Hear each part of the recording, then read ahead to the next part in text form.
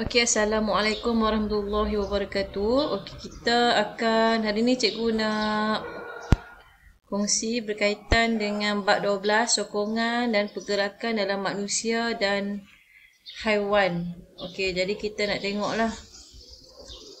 Okey, dalam 14.1 kamu akan didedahkan berkaitan dengan jenis rangka. Okey, 3 jenis rangka yang kamu pun tahu. Kita ada rangka luar, rangka dalam dan juga rangka hidrostatik.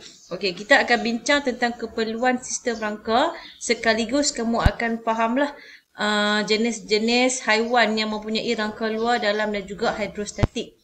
Okey, keperluan yang pertama adalah untuk membolehkan kita bergerak dari satu tempat ke tempat yang lain untuk pergerakan. Okey, nak bergerak dari satu tempat ke tempat lain, mencari makanan, pasangan ataupun untuk melarikan diri sekiranya ada pemangsa dan juga ancaman. Okey, jadi kebanyakan organisme multisel, bukan unisel, multisel maksudnya organisme yang mempunyai lebih daripada satu sel, kita memerlukan sokongan. Okey, sebabnya kita punya tisu badan ni lembut.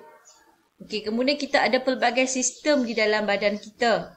Okey, rangka luar yang didapati pada serangga, contohnya seperti serangga lipas. Okey, dan juga ketang menyokong dan melindungi organ badan. Itu kepentingan dia, menyokong dan melindungi organ badan serta membolehkan haiwan itu bergerak. Tadi kita dah bincang untuk pergerakan. Yang kedua sebagai sokongan dan melindungi organ badan. Okey, haiwan bertisu lembut, contoh seperti cacing tanah pula, dia adalah rangka hidrostatik. Hidrostatik datangnya daripada air lah. Maksudnya dalam badan dia tu disokong oleh bendalir badan. Bendalir badan tu lah dia punya rangka. Okey, jadi dia membantu mengekalkan bentuk badan tegak. Kemudian rangka dalam pula berfungsi untuk mengekalkan bentuk badan. Contoh rangka dalam yang paling mudah sekali adalah manusia. Okey, jadi kita ada rangka dalam untuk kekalkan bentuk badan kita, menyokong tisu badan yang lembut dan juga melindungi organ dalaman daripada kecederaan. Contohnya jantung kita adalah organ yang sangat penting dan dia dikawal ataupun disokong oleh tulang rusuk. Kalau tak ada tulang rusuk, maka senanglah jantung kita untuk berhenti berdegup sekiranya terdapat kecederaan.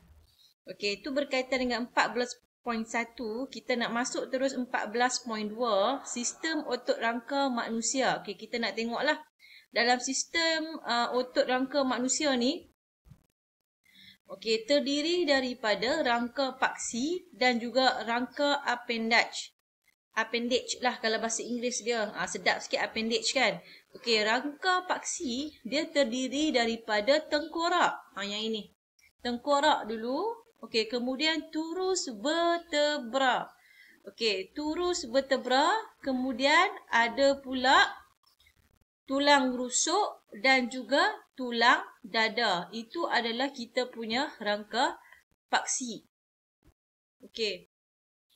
Okey, kalau kamu tengok paksi, dia adalah apa yang kita panggil sebagai dia punya asas dia. Kamu nampak tengkorak bersambung pula dengan rusuk, sangkar rusuk yang terdiri daripada sternum. Ini kita panggil sternum, bersambung dengan kita punya tulang leher. Itu tulang rusuk, kemudian bersambung pula dengan turus vertebra. Kita punya tulang belakang yang kita panggil sebagai turus vertebra. Okey, kalau rangka appendage pula adalah rangka yang bersambung dengannya secara sisi lah. Jadi kita nampak di sini kita ada lengkungan pectoral di bahagian bahu, kita ada clavicle, kemudian kita ada scapula. Yang ni kamu kena hafal lah, memang tak ada cara lain.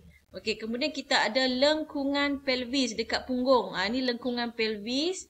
Okey, dekat lengkungan pelvis kita ada nama ilium, tulang punggung ni, ilium, pubis, ischium. Okey, kemudian kita ada lengkungan, kita ada tulang kaki. Tulang kaki dululah. Cikgu terus pergi kaki pula. Okey, kita ada femur. Sebab kita bersambung dengan ischium kan, bersambung dengan tulang punggung. Okey, femur. Lepas tu kita ada patella, kita punya lutut ni. Tibia, tulang yang besar. Yang kecil sikit adalah fibula. Kemudian kita ada tarsus, ada atas ni, metatarsus, yang boleh menyebabkan kita boleh menggerakkan pergelangan kaki kita dengan jari kaki. Dan phalanx. Okey, kemudian tulang lengan, kita ada humerus yang bersambung dengan scapula dan juga clavicle. Kemudian kita ada ulna, radius yang besar sikit, carpus, metacarpus dan juga phalanx. Ni samalah. Carpus, metacarpus, phalanx. Kalau ni tarsus, metatarsus. Metatarsus tu adalah di antara tarsus dengan phalanx lah. Okey, ini adalah berkaitan dengan sistem rangka manusia. Perlu untuk kamu ingat kedudukan ni lah. Okey, sekarang kita nak tengok pula tentang turus vertebra manusia. Tadi adalah rangka paksi. Okey, yang inilah yang kita kena tengok banyak sikit. Okey. Dia vertebra pada bahagian berlainan turus vertebra berbeza dari segi saiz. Okey, tak sama. Dia adalah saiz yang berbeza. Bentuk juga berbeza. Setiap vertebra mempunyai satu bukaan yang disebut salur saraf. Salur saraf ni dia ada dalam turus vertebra lah. Saraf tunjang ditempatkan di dalam salur saraf. Okey. Jadi sebab tu cikgu cakap tadi turus vertebra ni ada tulang belakang. Okey, sebab dia ada saraf dalam dia. Saraf tunjang yang sangat penting lah dalam kita punya hidup kita. Okey, jadi kita tengok vertebra thorax. Rajah 14.2. Ini adalah vertebra thorax. Cikgu tak mahu cerita thorax dulu.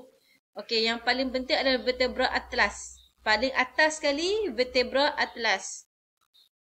Dia kena tengok dalam buku kamu. Serabut sikit lah. Sebab dia kiri kanan kan. Okey, vertebra atlas. Dia adalah vertebra cervix yang pertama. Di bahagian atas sekali. Okey, mula-mula sekali. Okey, nak atlas paling atas. Okey, dia ada salur saraf yang besar. Kemudian dia ada cuaran spina. Ni bentuk dia. Okey, ni salur saraf kita letak di sinilah. Salur saraf dia besar. Kemudian dia ada cuaran spina yang amat kecil. Sepasang foramen. Ni foramen. Sepasang foramen melintang tetapi tiada sentrum. Tak ada. Nanti kita tengoklah sentrum tu apa kat tengah-tengah tu. Vertebra ini bersendi dengan tengkorak. Bersendi. Maksudnya dia bersambung dengan tengkorak. Okey. Kemudian ni bentuk dia. Kamu kena ingat jugalah bentuk dia. Dia punya ciri-ciri dia. Kemudian kita ada di bawahnya kita ada vertebra axis. Okey, vertebra axis adalah cervix. Vertebra cervix yang kedua. Dia ada cuaran spina yang besar. Cuaran spina yang besar. Di bahagian sinilah. Kamu boleh tengok di bahagian apa?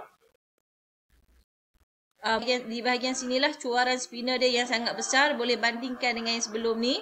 Okey. Kemudian cuaran melintang kecil. Cuaran melintang dia yang sedikit kecil. Kemudian ada sepasang foramen yang melintang. Nampak? Sepasang foramen yang melintang. Kemudian mempunyai cuaran odontoid. Yang bersendi dengan muka sendi salur saraf vertebra atlas. Dia ni yang bersambung bersendi dengan vertebra atlas. Okey, kemudian yang ketiga kita ada vertebra cervix. Vertebra cervix bentuk dia macam ni. Dia ada cuaran spina yang pendek. Sentrumnya adalah kecil. Okey, cuaran melintang yang lebar. Lebih lebar dan pendek serta sepasang foramen melintang. Yang ni kamu memang kena ingat. Okey, kamu kena ingat kedudukan dia. Di mana dia punya struktur dia. Apa beza setiap struktur. Okey, kemudian kita nak tengok vertebra thorax. Seterusnya kamu boleh nampak 1 hingga 7 adalah vertebra cervix, atlas, axis, cervix. Okey.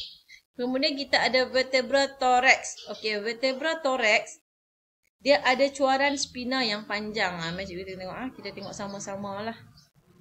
Okey, dia ada cuaran spina yang panjang. Okey, kemudian cuaran spina dan cuaran melintang. Okey, merupakan tempat pelekatan otot dan ligamen. Dekat cuaran spina dengan cuaran melintang, tempat pelekatan otot dan ligamen. Okey, cuaran melintang kecuali vertebra thorax ke-11 dan 12. Kecuali 11 dengan 12 mempunyai muka sendi untuk bersendi dengan tulang rusuk. Yang ini muka sendi. Kecuali 11 dengan 12 dia tak ada muka sendi. Okey, kemudian kita tengok ada pula vertebra lumbar. Okey, vertebra lumbar. Okey, kalau kita tengok di sini soalan ni pernah naik soalan SPM Vertebra lumbar adalah vertebra terbesar dan kuat. Dekat sini, bahagian sini. Sebab apa dia kuat tau? Sebab dia adalah di bahagian, dia menyokong berat badan.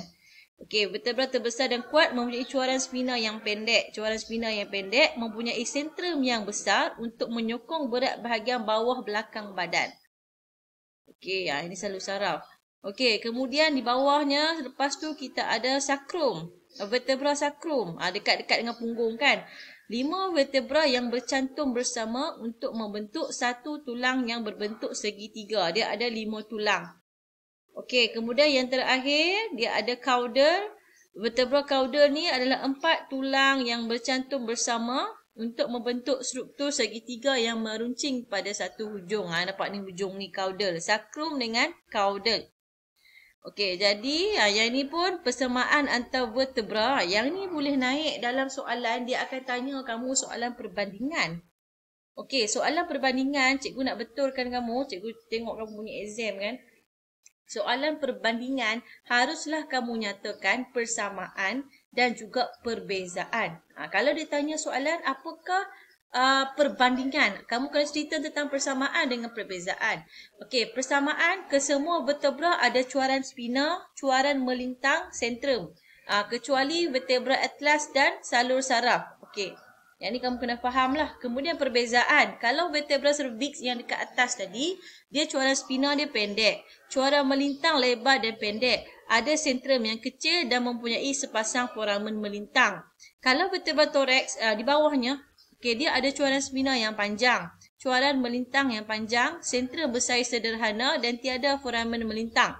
Kalau vertebra lumbar, dia punya cuaran spina dia pendek, mempunyai cuaran melintang yang pendek. Ada sentrum yang besar dan juga tiada foramen melintang. Yang ini wajib hafal lah. Okey, dia boleh naik dalam soalan exam. Okey, kemudian kita nak tengok sendi dalam video yang berikutnya. Jadi ini saja untuk hari ini. Terima kasih semua.